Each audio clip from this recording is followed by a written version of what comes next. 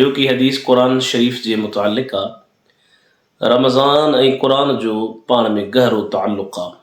हर मुस्लमान खे इहा ॻाल्हि बख़ूबी मालूम आहे। हदीस इब्न माजा में बाब फ़ी हुस्न सौत बिल क़ुरान में आहे।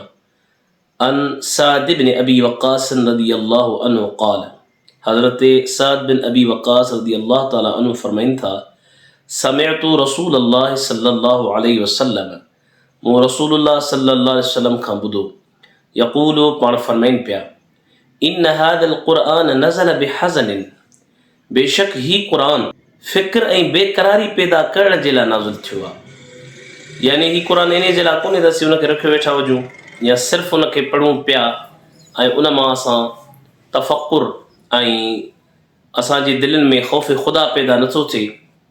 त क़ुरान शरीफ़ जो जेको असल मक़सदु आहे उहो इहो आहे त तव्हां उनखे पढ़ो ऐं तव्हां में तफ़कुर पैदा थिए, ग़मगीनी पैदा थिए, दुनिया मां बेरग़बती पैदा थिए।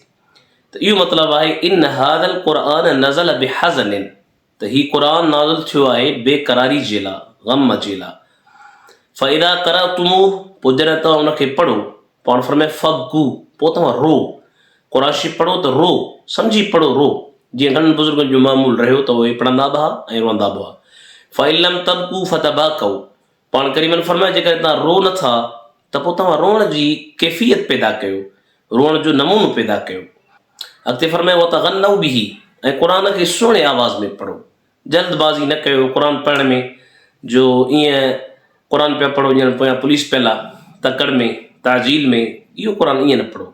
फरमाए वतग़न्नऊ बिही, सुहिणे अंदाज़ में, उनखे मिठे अंदाज़ में पढ़ो, आवाज़ मिठो करे। फलम यतग़न्न बिही फलैस मिन्ना, पाण करीमन फरमाए जेको सुहिणे अंदाज़ में नथो पढ़े क़ुरान शरीफ़ असां मां नाहे। इन जी हिकिड़ी मुराद इहा जेका मूं ॿुधाई त उनखे सुहिणे अंदाज़ में पढ़ियो वञे, जेकर नथो पढ़े त असां मां नाहे। या ॿी मुराद इहा आहे त जेको माण्हू क़ुरान करीम जे ज़रिए ग़नी न थियो, माना क़ुरान पढ़े थो ऐं माण्हुनि खां मुस्तग़नी कोन्हे, फरमाए थो असां मां कोन्हे, तंहिं करे त क़ुरान पढ़ण जो उनखे फ़ाइदो नथो मिले। क़ुरान पढ़ंदो त मुस्तग़नी थींदो, हिकिड़ी मुराद इहा बि आहे।